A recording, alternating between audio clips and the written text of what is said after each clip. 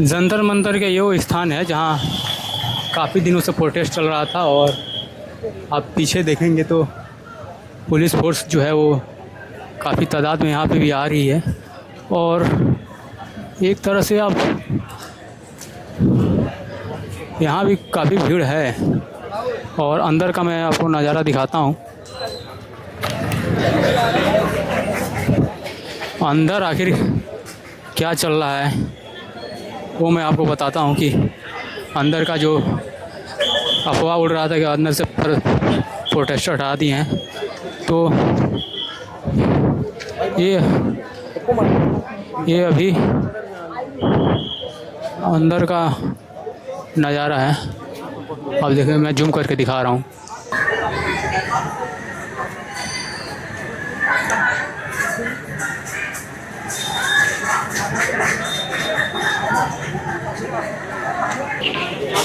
तो ये वो इलाका था जहाँ आप कैमरे में देख रहे हैं, ये पूरी तरीके से खाली कर दिया गया है और अभी भी जो है प्रोटेस्टर जो है वो अभी यहाँ पे जमावड़ा धीरे धीरे लगा रहे हैं। हालांकि अंदर जाने की अनुमति नहीं है अभी। और मुझे लगता है कि अब जिस हिसाब से एक तरफ आप देखिए अभी का नज़ारा देखिए, अभी ये अंदर तो पूरी तरीके से खाली कर दिया गया है। बाहर बैठे पड़े हैं अभी और यहाँ बाहर बैठ के नारेबाजी चालू है। अब यहाँ पे इन्होंने बैठने का मन बनाया है, लेकिन ये सफल होगा कितना ये देखने वाली बात होगी, क्योंकि अंदर आप देखेंगे तो पूरी तरीके से हटा दिया गया है। तो अभी भी जो एक प्रोटेस्टर हैं वो अब यहाँ पे बैठे पड़े हैं और कोई बोतल ला के पानी का व्यवस्था कर रहा है। भाई आप कब से थे यहाँ पे? जी भैया, कब से थे आप यहाँ पे से मैं अभी तकरीबन 18 दिन से हूँ। अच्छा, मतलब सुबह से यहाँ पे आए? सुबह से हूँ मैं यहाँ पे। तो यहाँ पे अचानक से पूरा खाली कराया गया कि अचानक से खाली नहीं कराया गया। सुबह में से प्रोटेस्ट के लिए पार्लियामेंट के साइड गए। पार्लियामेंट साइड जाते ही जहाँ कुछ लोग रुके हैं उनको मार पीट के गाड़ी में भर के ले जाया गया है। ये नहीं पता लग पा रहा लेके कहाँ गए। सबको जितने भी यहाँ पे थे सबको ले जाया गया है। यहाँ पे अंदर कोई नहीं है? अंदर कोई भी नहीं, पूरा खाली पड़ा हुआ है, आप देख सकते हैं जाके। हाँ, अंदर तो मैं अंदर जाने नहीं दे रहा है, लेकिन कैमरा पे दिखा रहा है कि अंदर पूरा खाली है और खाली किया जा रहा है धीरे धीरे। ये बताइए, पूरी तरीके से शांति तरीके से चल रहा था और अचानक से हटाने के पीछे मंशा क्या है सरकार की? देखो, ये मोदी सरकार जो है ना, ये युवाओं से, छात्रों से डरी हुई सरकार है। ये बहुत ही निर्लज्ज सरकार है। ऐसी सरकार विश्व में कहीं भी नहीं आई। ये बहुत डरी हुई, सहमी हुई सरकार है। इसको डर लग रहा है कि सत्ता परिवर्तन होगा और युवा देश की शक्ति है। जो देश शिक्षा से समर्थ है वो देश आगे बढ़ा है। शिक्षा समर्थ राष्ट्र समर्थ है और ये लोग नहीं चाहते कि बच्चे शिक्षित हों और आगे बढ़ें। अगर बच्चे शिक्षित होंगे तो ये सवाल जवाब करेंगे, सही गलत की पहचान करेंगे। उससे ये डरी हुई सरकार है। ये शुरू से और आज तक बड़ा शांति से प्रोटेस्ट चल रहा था। सरकार ने खुद उपद्रव कराया है। सरकार ने उपद्रव कराया है जनता की। कोई अभी आप देख रहे हो यहाँ पर कितना शांतिपूर्ण ढंग से बच्चे बैठे वापस आए। इन्होंने लाठी चार्ज किया, आंसू गोला चार्ज किए, बच्चों ने सब कुछ सहन किया है।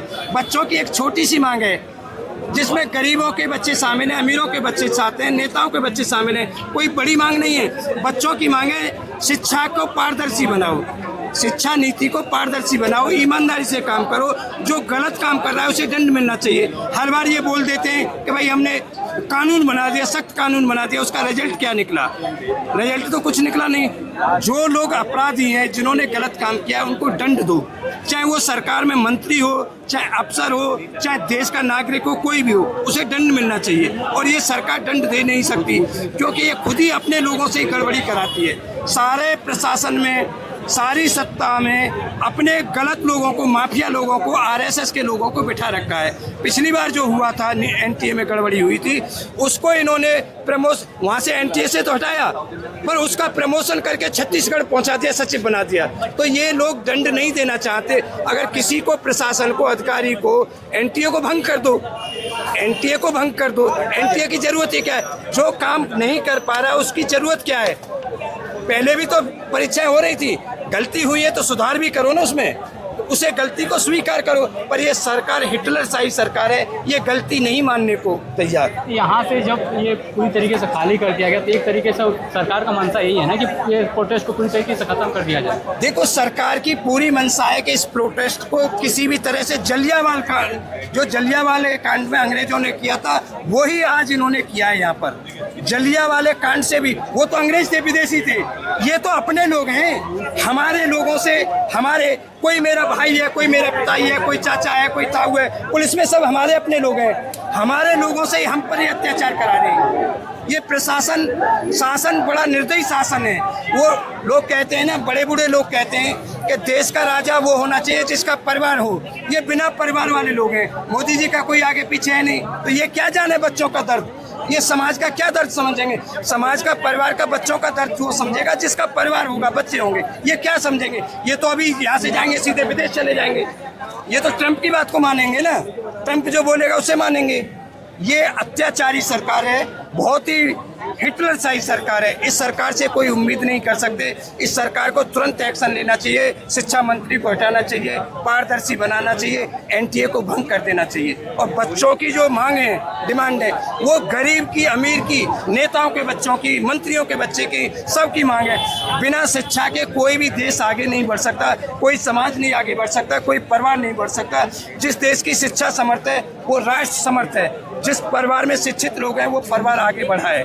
ये अत्याचारी सरकार है। तो एक तरीके से अगर संसद तक न जाने भी देती, लेकिन यहाँ पे जो शांतिपूर्वक धरना चल रहा था उसको कायम रखना चाहिए था सरकार को, लेकिन ये पूरी तरीके से हटा दिया है। तो देखो, जो बच्चे यहाँ पर प्रदर्शन के लिए आए थे, प्रोटेक्शन के आए थे, उन्होंने तो संसद के लिए मार्च किया ही नहीं। इनके अपने गुंडा लोग, जो बीजेपी के सरकार के जो अपने लोग थे, उन लोगों ने उपद्रव किया। और उस उपद्रव का जो यहाँ पर शांतिपूर्वक बच्चे बैठे उन पर इन्होंने लाठी चार्ज की, आंसू गैला चार्ज के, महिलाओं पे चार्ज के, जो 15 साल की, 20 साल की बच्चियां हैं उन पर अत्याचार किया है, लाठी चार्ज किया है, जो नहीं करना चाहिए। हमारे भारत की संस्कृति में महिलाओं पर अत्याचार नहीं किया जाता। और ये लोग अत्याचारी हैं। इन्होंने हाथरस के निर्भया कांड में रात में, हिंदू सनातनी बोलते हैं कि हमारा हिंदू संस्कृति को अपनाएंगे, क्या किया था? रात में जलाया था एक लड़की को, रात में जलाया था। तो ये अत्याचारी सरकार है, इससे कोई उम्मीद नहीं की जा सकती। उम्मीद उसी से की जा सकती है जिसका परिवार है, जो समाज से जुड़ा हुआ है। मोदी जी कभी समाज से नहीं जुड़े हुए, कभी उनके परिवार से नहीं जुड़े। कभी कहते हैं वो मैंने 35 साल भीख मांगी, कभी एयरपोर्ट पे घूमते, हर जहाँ भी जाते हैं वहाँ से, वहीं से उनका रिश्ता, सिर्फ एक जगह से रिश्ता नहीं है उनका, वहाँ उसे भी वो कभी बोल दें तो वो मुझे स्वीकार है। बाकी हर जगह से रिश्ता है उनका, हर जगह से रिश्ता है। इन बच्चों से भी रिश्ता बनाए ना, इन छात्रों से भी रिश्ता बना लें, बोले छात्रों से मेरा रिश्ता है, मैं छात्रों की बात को मानता हूँ। इनसे भी, जो मेडल लेके आई थी लड़कियाँ, हमारी पहलवान महिला, उनसे तो रिश्ता बना लिया था कि मैं परिवार की। और जब उन्होंने अपनी मांग रखी तो सारे अत्याचारी, महिलाओं पर अत्याचार करने वालों को सारों को मंत्री बना रखा है। ये लुटेरी अत्याचारी सरकार है। अभी तक पता चला है कि इन लोगों को उठा के कहाँ लेके गई है सरकार? सर, अभी तक जो दीपके वगैरह को जो उठा के ले गई उसका कोई अभी तक पता नहीं है कहाँ ले गई है। पर पुलिस की हिरासत में है लोग, पुलिस की हिरासत में उनके ऊपर दबाव बनाया जा रहा है। और ये किसी भी हद तक जा सकते हैं उन पर दबाव बनाने के लिए, किसी भी हद तक जा सकते हैं। जैसे सोनू वांगचुक जी, वो बोल रहे हैं कि मैं, उनकी वाइफ बोल रही है कि हम मेदांता में इलाज कराएंगे। इलाज कराने के लिए आदमी स्वतंत्र है, कहीं भी इलाज करा सकता है, ये कानूनन हक है, संविधान हक है। पर ये हिटलर हैं, जबरदस्ती उसे सफदरजंग हॉस्पिटल में रोके पड़े हैं। एक संवैधानिक क्वेश्चन आता है सिंपल। जी, मैं लॉयर हूँ सुप्रीम कोर्ट में। एक प्राइवेट सिटीजन है जो डिटेन नहीं किया गया है किसी भी तरीके से पुलिस से, जिस पे कोई केस नहीं चल रहा है। सोनम वांगचुक की वाइफ ने जब वो केस फाइल किया था, सिब्बल साहब जब आर्ग्यू कर रहे थे, तो we were all locked in, हम सब सुन रहे थे वो मैटर। बेसिक क्वेश्चन होता है, क्या एक प्राइवेट सिटीजन के पास राइट है जहां वो चाहे वहां ट्रीट होने का?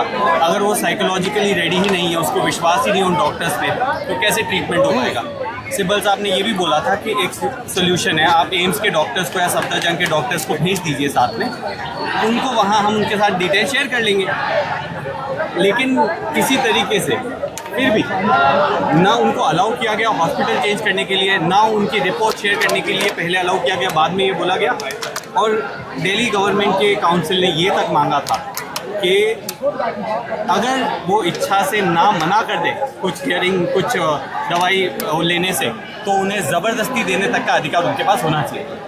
इतनी सिंपल सी क्वेश्चन होती है, प्राइवेट सिटीजन के पास क्या ये भी राइट नहीं है? ये भी बोला गया था सिब्बल साहब से कि 35 डेज के लिए पहले सोनम वांगचुक की लद्दाख में कर चुके हैं। तो ऐसी कोई हालत ख़राब नहीं हो रही थी उनके 17 दिन के अनशन में। पुलिस आई सिविल क्लोथ्स में कवर करके लेके चली गई, अपनी इच्छा से उन्हें ज़बरदस्ती रख दिया गया और कोई प्रॉब्लम नहीं हो रही थी मेदांता में ट्रीट करवाने से। This is a death of democracy in the country and this is disturbing. ये और जितने भी आंदोलन हुए ना, अन्ना आंदोलन हुआ, वो तो उसमें आंदोलन अन्ना जी खत्म का करने का- बुलेटिन जारी किया जाता था। सुबह को रिपोर्ट जारी की जाती थी, शाम को रिपोर्ट जारी की जाती। और सोनू वांगचुक की रिपोर्ट क्यों नहीं जारी कर रहे? ये रिपोर्ट जारी करें ना, उनका BP शुगर जो भी उनको प्रॉब्लम है उसका बुलेटिन जारी करो। जो भी किसी भी नेता का भी होता है, जो एक संसद के अंदर प्रोग्राम हुआ था ना, उसका राममनोहर लोहिया से पूरा ये बुलेटिन जारी करते थे, ये हो गया वो हो गया। तो सोनू वांगचुक जी का भी करें ना बुलेटिन जारी, पब्लिक को मालूम पड़े कि भाई क्या प्रॉब्लम है, हमारे नेता को क्या प्रॉब्लम है बताएं। पर ये गुलाम सरकार है, गुलामों की गुलाम सरकार है, बेरहम सरकार है, हत्यारी सरकार है। ये इनको कोई निर्लज्ज सरकार है, इनको शर्म है या नाम की कोई चीज़ नहीं। भले ही अंदर से सरकार जो है वो प्रोटेस्ट को हटा दिया है, जितने प्रोटेस्टर थे उनको हटा दिया है, लेकिन अभी भी यहाँ पे आप देखेंगे तो लगातार जो है भीड़ बढ़ती ही जा रही है। और ये